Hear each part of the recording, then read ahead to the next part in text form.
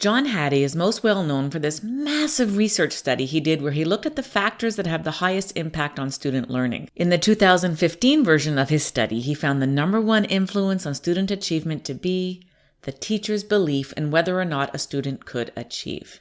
Chaim Ginott has influenced me since I first read what he had to say about the relationship between teachers and their students. I know this quote by heart. I have come to a frightening conclusion. I am the decisive element in the classroom. It is my personal approach that creates the climate. It is my daily mood that makes the weather. The late Dr. Rita Pierson is well known for her TED Talk, Every Kid Needs a Champion, where she talks about the human connection in teaching and the absolute need for us to believe in our students in order for them to succeed. So Chaim Ginott claimed that the teacher is the decisive element in the classroom. Rita Pierson calls for a collective belief in our students. And John Hattie's studies conclude that the number one impact on student learning is what the teacher believes about their students' ability to achieve. So what happens when we put all of this together? What does this actually look like? Because it's not enough just to tell our students we believe in them. We need to be credible in our beliefs. And the only way we can do that is by creating conditions that embody this belief, by walking the talk, by just doing it.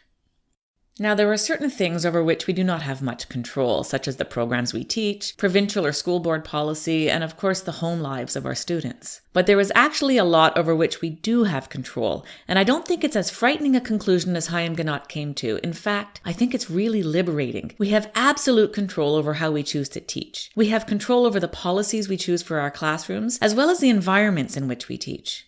When it comes down to it, we have control over who and how we choose to be with our students. But again, what does this look like? We can choose to make what might seem to be abstract concepts to our students very concrete by the manner in which we teach them. Mariev teaches about straight lines through bungee jumping Barbies. You'll notice that part of the learning took place outside of the classroom walls so that her students could move while they learn. Lindsay decided that she wanted to be able to work with small groups of learners at a time, so she began to organize her class using a station rotation model that allows everyone to continue learning in a variety of ways while she connects with each of her students through small group conversations.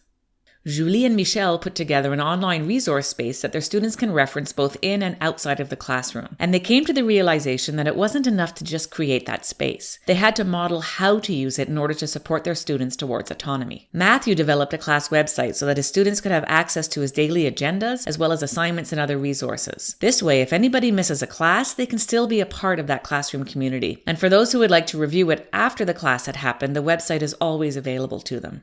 Daniel records his lessons and shares them with his students. He allows students to access recordings from previous years, so that if they want to go ahead, they can. He also then gives students the choice to write exams when they are ready for them without having to wait for a particular exam date, thus giving students control over the pace of their learning. At Forest Hill Elementary School, the learning is not only confined to the classroom. Traditionally, when we see students in the hallway, we might think they're in trouble. But at this school, students are allowed to choose where they want to work, and some choose the hallway. This concept of student responsibility and growing autonomy is extended to classroom and school policy. Students sign out computers and notify their teachers of bathroom or movement breaks on their own. They also transition from class to class unsupervised, with visuals to help them along the way. Kathleen has designed her classroom at the First Nations Regional Adult Center in a way that is very flexible. The desks can be easily moved into different configurations, and she has designed the room to make brain breaks a part of the learning process. You'll notice the stationary bicycle set up near her window. Recognizing that movement is needed during the day is becoming more and more popular. At Clearpoint Elementary School, they recently installed bikes of their own in the hallways and classrooms, so that students could take that movement break they so need in order to help them along the learning path. And again, learning happens both in and outside of the classroom. All of these are ways that teachers and schools are walking the talk and showing through their actions